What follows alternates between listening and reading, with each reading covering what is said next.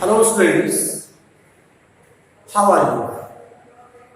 I hope you are quite well. I am Manas Rawat from SDM Inter College Bishanpur.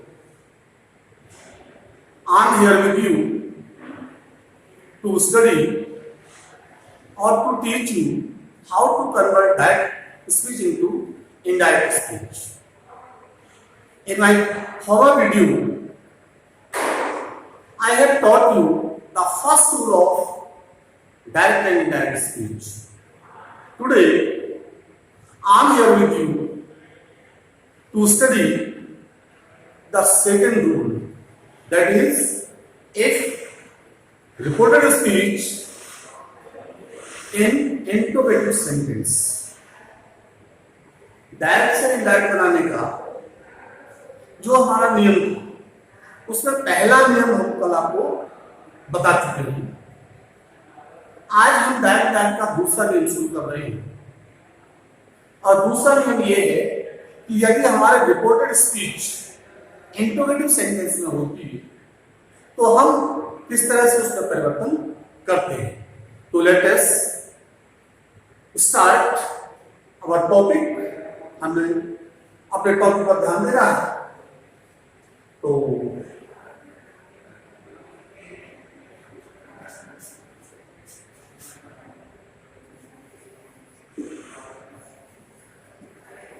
Direct and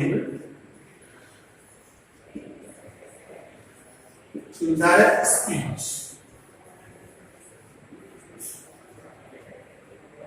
rule number 2। यदि reporting verb से said to, यदि reporting verb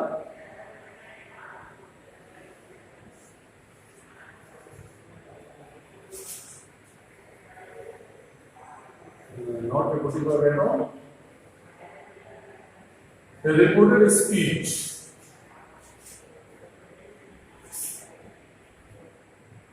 यदि the reported speech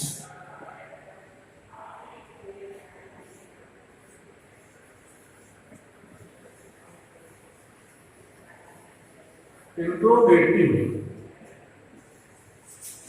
sentence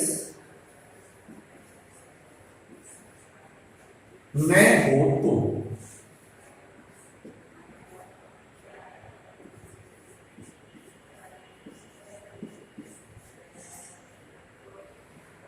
reported speech, अगर reported speech हमारा interrogative में होता है, प्रश्नवाचक होता है, तब हम किस तरह से डायरेक्ट से डायरेक्ट को बदलते हैं।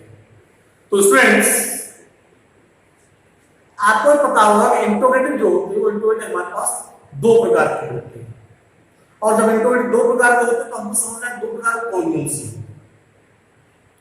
प्राय जब हम किसी से प्रश्न करते हैं तो दो तरह के हम प्रश्न करते हैं। पहला ये कि वो उस प्रश्न का उत्तर किसने देता है, माना हम उससे कुछ पूछते हैं, उस प्रश्न का उत्तर या तो वो हाँ में देता है या ना में देता है। क्या तुमने खाना खाया? अगर उसने खाना खाया तो हाँ खाना खाया, नहीं खाया तो नहीं खाया। क्या तुम स्कूल जाते हो? अगर वो स्कूल जा रहा है तो स्कूल हाँ बोलेगा, नहीं जाता तो नहीं। तो इस तरह के जो प्रश्न होते हैं जिनमें प्रश्नों के उत्तर हाँ या ना में दिया जा सके, उसको हम इंट्रोगेटिव विद हेल्पिंग वर्ब कहते हैं। क्या बोलेंगे? इंट्रोगेटिव विद हेल्पिंग वर्ब, मतलब प्रश्न, ऐसे प्रश्नवाचक शब्द, ऐसे प्रश्नवाचक वाक्य जो सहायक क्रिया से बने। तो सहायक क्रिया से बने हो, पहले उसको हम देख लेते हैं, उसका नियम क्या है।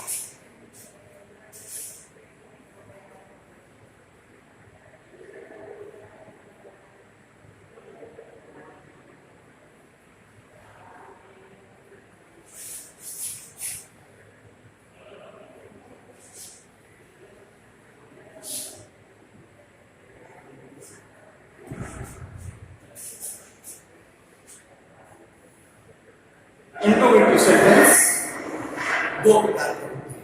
means two sorts of interrogative sentences, and one of them, or first of all, interrogative is helping verb.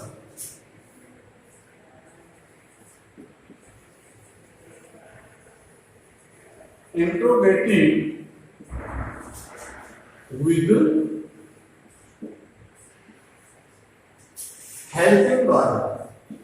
Helping verb, helping verb means सहायक क्रिया, और सहायक क्रिया माने जो भी वाक्य होगा उसकी जो भी सहायक क्रिया होगी उस सहायक क्रिया से बने हुए जो वाक्य होंगे उसको हम हेल्पिंग वर्ब कहते हैं। तो students, you have to know that we should learn the 4 points to change a sentence into indirect speech। Indirect speech में जब भी हम बात बनाएंगे तो हमको 4 बिंदु को स्पर्श करना है, 4 बिंदु को छूना है, और वो पहला बिंदु है, पहला रिपोर्टिंग वर्ब माने सेट को हम कायम करेंगे। दूसरा बिंदु है कंजक्शन क्या लगेगा, माने कॉमा और इन्वर्टेड कॉमास, इनको हम कहां कैसे हटाएंगे या इनके स्थान पर हम कंजक्शन किस तरह से जोड़ेंगे और क्या जोड़ेंगे। और तीसरा बिंदु है स्टूडेंट्स हेल्पिंग वर्ब माने टेंस, कौन सा टेंस लगे, और चौथा बिंदु है प्रोनाउंस। तो ये अगर 4 बिंदु हमको मालूम है, पहला रिपोर्टिंग वर्ब, दूसरा कंजक्शन, तीसरा प्रोनाउन और चौथा टेंस, ये 4 चीजें अगर हमको मालूम हो जाए तो 4 चीजों के आने के पश्चात में हम अपने वाक्य को सही व्यवस्थित बना सकते हैं। तो अगर हमारा इंट्रोगेटिव सेंटेंस हेल्पिंग वर्ब से शुरू है तो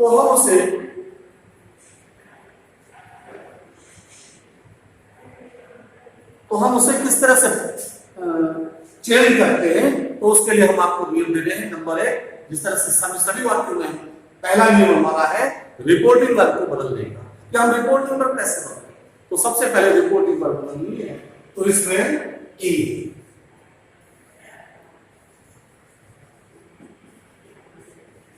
said to changes into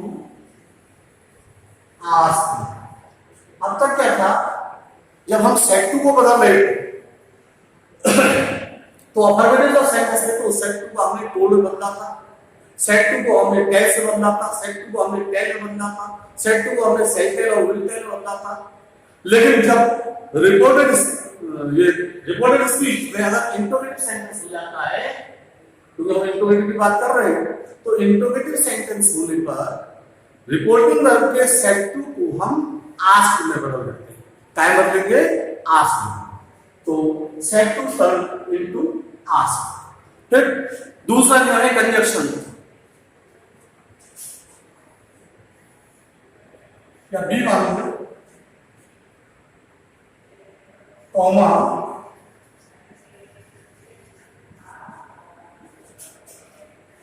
and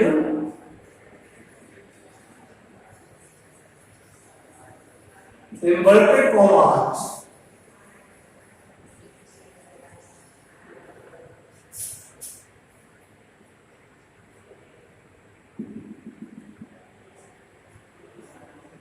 comma और इन्वर्टेड कॉमास, ये दोनों चीज हट जाती है, और जब हट जाएंगे तो हटाकर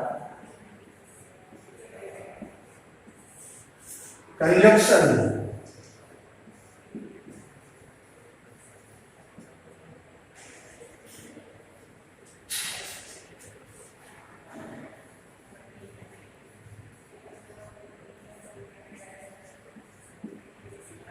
कंजक्शन के रूप में इफ या वेदर, इफ या वेदर,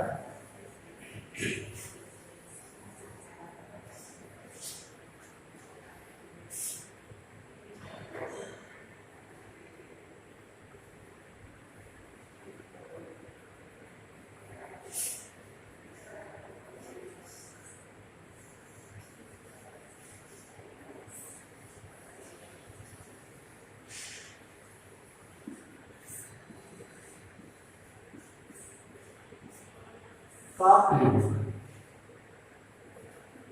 तो आप लोगों को इस बात को समझना है, कल तक हमने क्या देखा था कि इफ या वेदर का प्रयोग नहीं था, कल तक केवल हम कंडीशन के रूप में दैट का प्रयोग कर रहे थे, लेकिन आज दैट के स्थान पर हम इफ या वेदर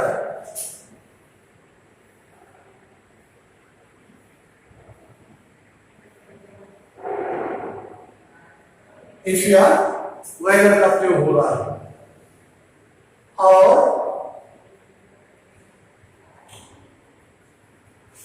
नियम नंबर 3, जो 3 का नियम है, ये प्रोनाउंस बदलने का नियम हमेशा एक ही होता है, चाहे वो हमारा असर्टिव में हो, चाहे वो हमारा इंट्रोगेटिव में हो, चाहे इंट्रोगेटिव में हो, चाहे एक्सीलेंट या फिर ऑब्जेक्टिव में हो। तो pronounce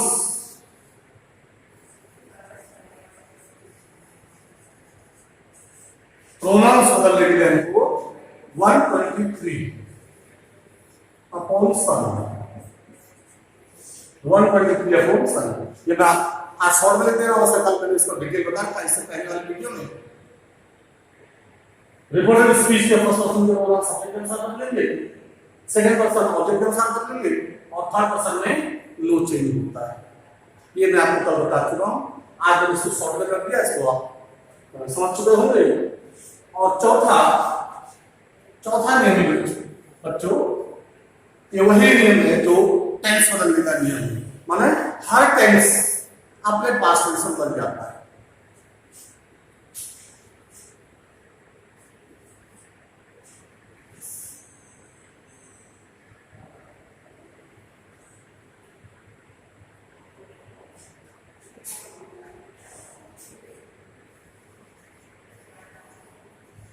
Tense of speech changes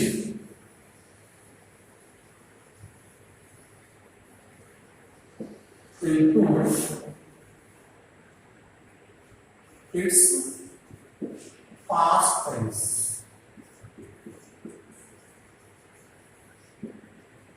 ये हमारा नियम 4 नियम हमारे कंप्लीट हो। एक बार फिर से इसको जरा रिवर्साइज कराने के लिए आपको मैं बता देता हूं। अगर हमारे पास reported speech interrogative with helping verb हो, अगर इंट्रोगेटिव विद हेल्पिंग वर्ब होता है तो सबसे पहले हमको रिपोर्टिंग, जो हमारा रिपोर्टिंग वर्ब है उस रिपोर्टिंग वर्ब को बदलना है, और रिपोर्टिंग वर्ब जो सेट टू है उसको हम आस्क में बदलते हैं। अब तक हम उसको टोल बदलते थे, टेक्स्ट बदलते थे, या सेल टेक्स्ट बदलते, विल टेल बदलते थे, लेकिन आज जब स्पीच हमारा इंट्रोगेटिव सेंटेंस में हो तो सेट टू को हम हमेशा आस्क में बदलते हैं, मतलब रिपोर्टिंग पर हमेशा आस्क में है। दूसरा, इंट्रोगेटिव सेंटेंस 2 प्रकार के होते हैं, मैंने बताया वो एक प्रश्न का उत्तर हम केवल हाय नाम देते हैं, जो क्या से शुरू होता है। हिंदी में देखेंगे, क्या उसने ये किया, क्या तुमने ये खाया, क्या तुम वहां जाते हो, क्या तुम ये खेलते हो, तो क्या जब सबसे पहले आ जाता है तो वो इंट्रोगेटिव विद हेल्पिंग वर्ब होता है। और इंट्रोगेटिव विद हेल्पिंग वर्ब जब होगा तो स्टूडेंट्स उसमें हमारा कंजक्शन इफ या वेदर के सामने आते हैं, इफ या वेदर ये कंजक्शन लगेगा। और तीसरा नियम प्रोनाउंस का मैंने डिटेल में जो फॉर्मल वीडियो है उसको बता रखा है डिटेल में कि पर्सन हमारे पास 3 होते हैं, first person, second person, third person. First person changes on the basis of the subject of reporting verb, and second person means you, yours changes according to the object of reporting verb, and third person never changes at all। तो ये pronounce का नियम है। उसके बाद चौथा नियम है टेंस ऑफ स्पीच, माने जो हमारे स्पीच है, जो हमारे इन्वर्टेड कॉमास के अंदर का भाग है, उस स्पीच में जो भी टेंस है वो उसके पास्ट टेंस में बदल जाएगा। माने प्रेजेंट इंडेफिनिट है तो पास्ट इंडेफिनिट में चला जाएगा, पास्ट इंडेफिनिट है तो पास्ट परफेक्ट में चला जाएगा, पास्ट परफेक्ट है तो पास्ट परफेक्ट कंटीन्यूअस टेंस में चला जाएगा, प्रेजेंट कंटीन्यूअस है तो पास्ट कंटीन्यूअस में चला जाएगा, पास्ट कंटीन्यूअस है तो पास्ट परफेक्ट कंटीन्यूअस टेंस में चला जाएगा, और पास्ट परफेक्ट कंटीन्यूअस टेंस है तो नहीं बदलेगा। ऐसे प्रेजेंट परफेक्ट टेंस है, हैज है का प्रयोग है तो उसको वो हैड में चला जाएगा, मतलब पास्ट परफेक्ट में चला जाएगा और पास्ट परफेक्ट नहीं बदलता। फ्यूचर को इंडिकेट करने वाले जो शब्द होते हैं हमारे पास कैन, मे, सेड, विल, इनको हम इनके पास्ट फॉर्म में बदल देते हैं। कैन का कुड हो जाता है, मे का माइट हो जाता है, सेड का शुड हो जाता है, विल का वुड हो जाता है। तो ये हमारा जो इंट्रोगेटिव स्पीच का पहला नियम है, यहां पर हमारा पूर्ण। अब दो बार आपके सामने में बदल के देखता हूं।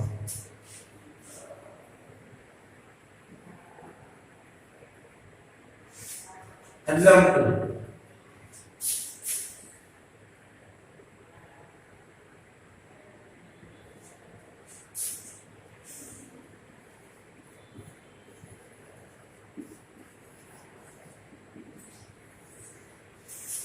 इसका एक छोटा सा उदाहरण, I said to him,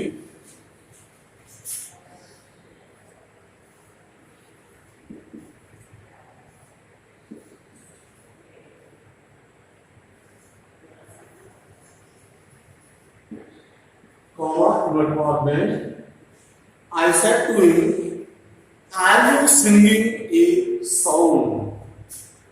Are you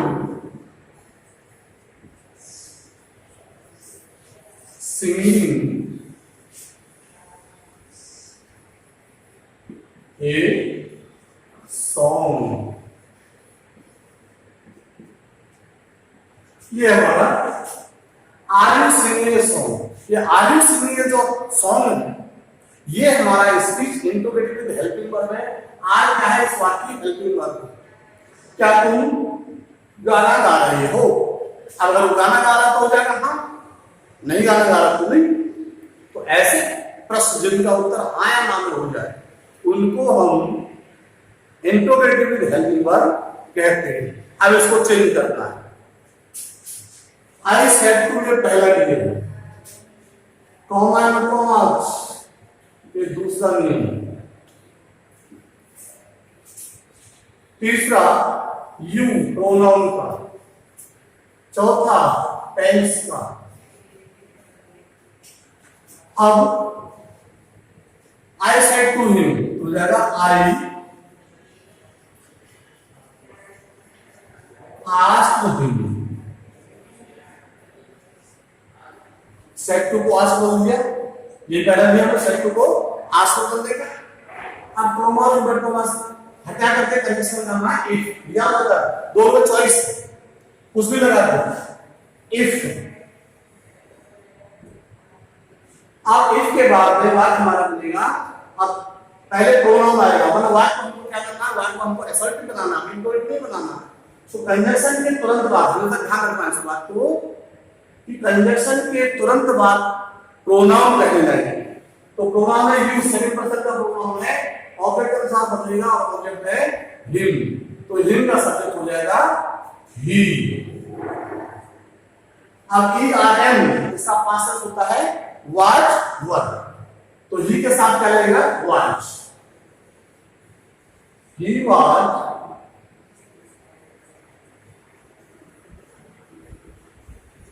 singing a song।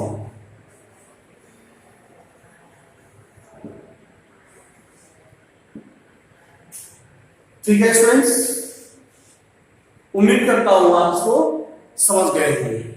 अब एक बार और बोलो,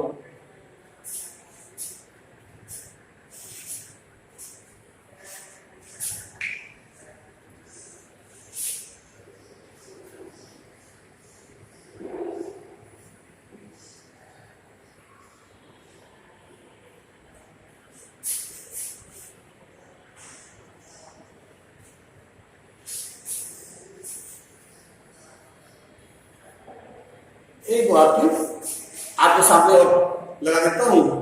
Sita said to me,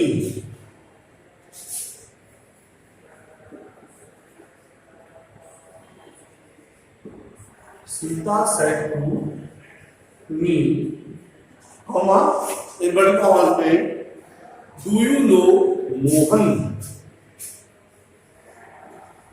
do you no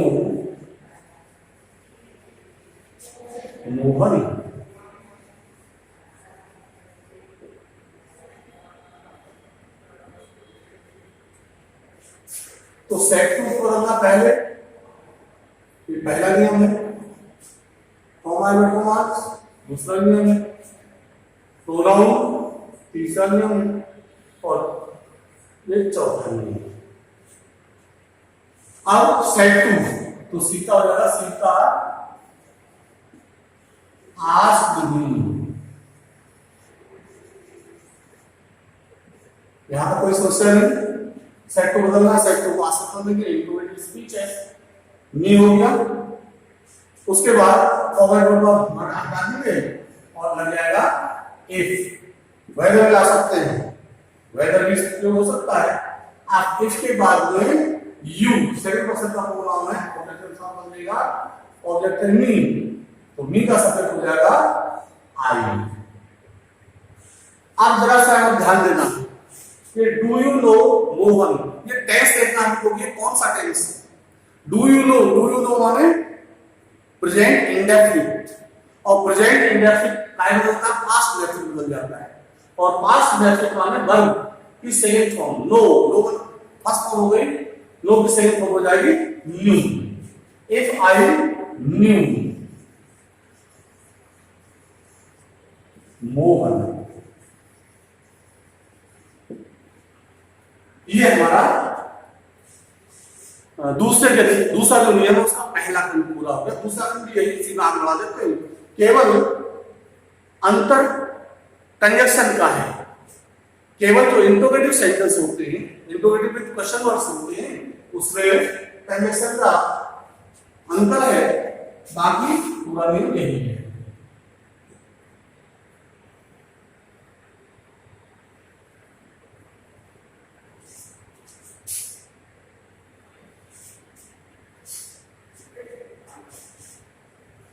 B वाला है क्या, यदि reported speech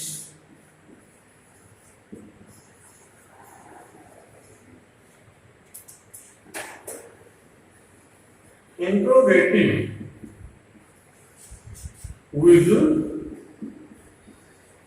question words, interrogative with question words हो तो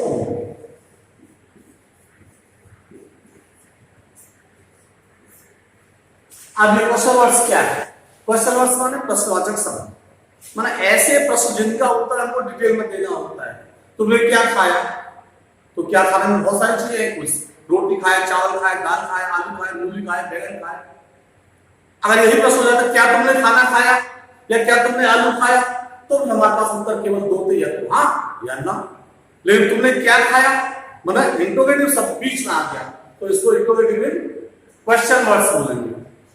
तो इसके लिए हमारे पास ये क्या है,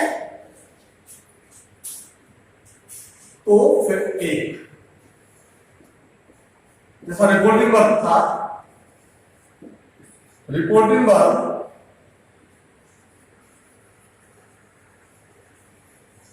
changes into ask. Helping verb से बनने पर भी इसको हम आस्क को बदलते थे, क्वेश्चन वर्ड से बदलेंगे तब भी इसको हम आस्क से बदलेंगे। बी बस यहां कंजक्शन का अंतर है।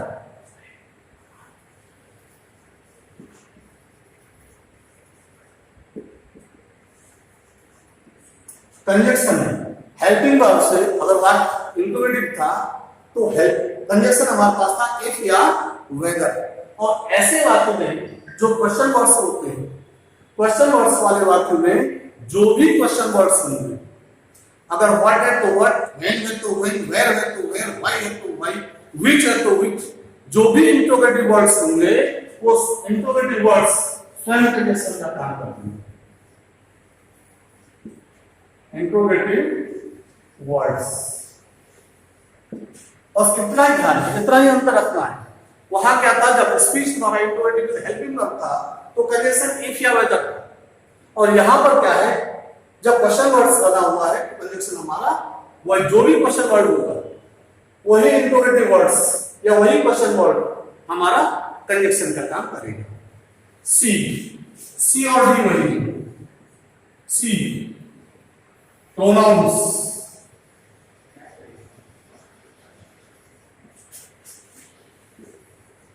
RS upon RB equal to 123 upon sun,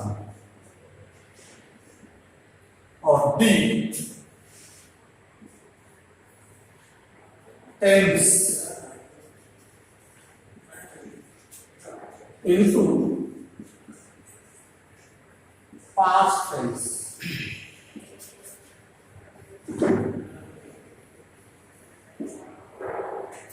अब जरा सा इसमें अंतर समझ लेना है, जैसे मैं बता चुका हूं कई बार, केवल और केवल अंतर यहां कंजक्शन में, हेल्पिंग वर्ब से बना था तो कंजक्शन में अंतर था, बाकी आस्क यहां भी था, रिपोर्टिंग आस्क बदलता, प्रोनाउन 123 के सन के अनुसार बदलेगा, टेंस को पास्ट बदलते थे। केवल जो हमारा कंजक्शन है वो कंजक्शन हमारा यहां पर इंट्रोगेटिव वर्ड या क्वेश्चन वर्ड बने रहेंगे, और स्पीच अगर हमारा इंट्रोगेटिव विद हेल्पिंग वर्ब था तो हमारे कंजक्शन एक या बदल होते थे। अब दो बार और आपके सामने देते हैं, हमारी बात और स्पष्ट हो जाएगी।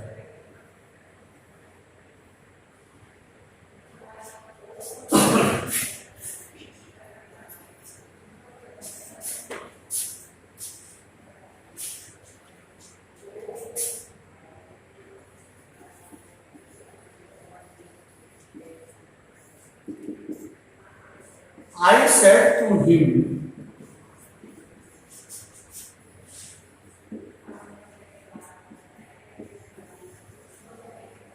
what are you doing?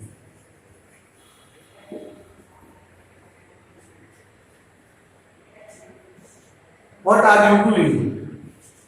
तो करना क्या है हमको, सेट टू पहला नियम, कॉमन और कॉमन दूसरा नियम, प्रोनाउन तीसरा नियम, टाइप्स चौथा नियम। ये चार बिंदुओं को बार बार छूने, इन चार बिंदुओं को छूने से हमारा वाक्य बदलता चला जाएगा। तो सेट टू पहला होता है आई, सेट टू को आस्क में बदलेंगे, आई आस्क्ड हिम। अब इस बार इंट्रोगेटिव वर्ड है व्हाट, तो ये जो व्हाट शब्द है यही नीचे आ जाएगा, व्हाट का व्हाट किया है। और दूसरी बात में होता है कि कंजक्शन के तुरंत बाद हमको सब्जेक्ट लाना है, कंजक्शन के तुरंत बाद जो भी कंजक्शन होगा हैप्पी से अवेलेबल होगा तब भी, और इंट्रोगेटिव वर्ड्स है या क्वेश्चन वर्ड्स हैं तब भी हमको इसके तुरंत बाद ही सब्जेक्ट लाना है। सब्जेक्ट है हमारा यू, सेकंड पर्सन का प्रोनाउन है, ऑब्जेक्ट के अनुसार बदलेगा, ऑब्जेक्ट है हिम। अब यू यहां पर ऑब्जेक्ट का काम कर रहा है, सब्जेक्ट का काम हुआ तो ही का सब्जेक्ट हो जाएगा ही। अब आर इसका पास्ट हो जाएगा वाच, और डूइंग का डूइंग। माने इंट्रोगेटिव जब हम बात बनाएंगे तो इंट्रोगेटिव बनाने में हमारा जो वाक्य होगा वो असर्टिव हो जाएगा, डूइंग के बाद में क्वेश्चन मार्क लगाने की आवश्यकता नहीं है, और सरकार इंट्रोगेटिव वर्ड की बात में हम सब्जेक्ट लाते हैं, इसलिए हम हमारा जो वाक्य हो गया ये असर्टिव में बदल गया। एक बात और बना देते हैं,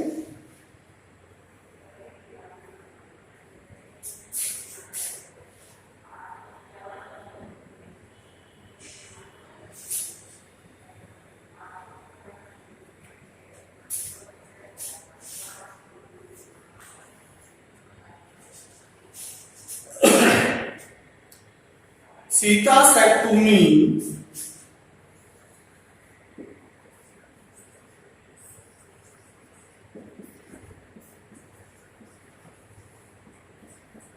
Sita said to me,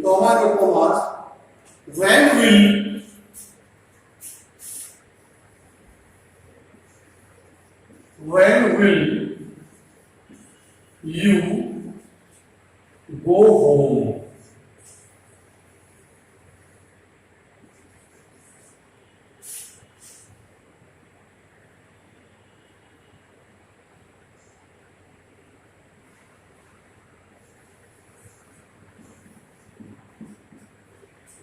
अब देखिए सेट टू हो जाएगा सीता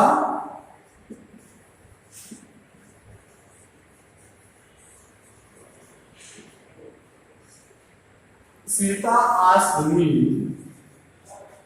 अब इंटरोगेटिव वर्ड है व्हेन, तो व्हेन का व्हेन ही कंडीशन के रूप में आएगा। अब प्रोनाउन है यू, सेकंड पर्सन का प्रोनाउन है, ऑब्जेक्ट के हिसाब से आएगा मी, और मी का सब्जेक्ट हो जाएगा आई। व्हेन आई, और विल का past tense would.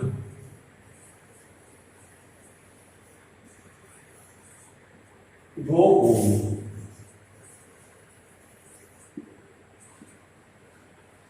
So friends,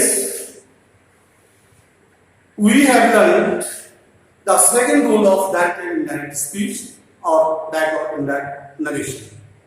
I hope you have learned a lot from this video, and please, if you like this video, like and subscribe it. Thank you. That's all.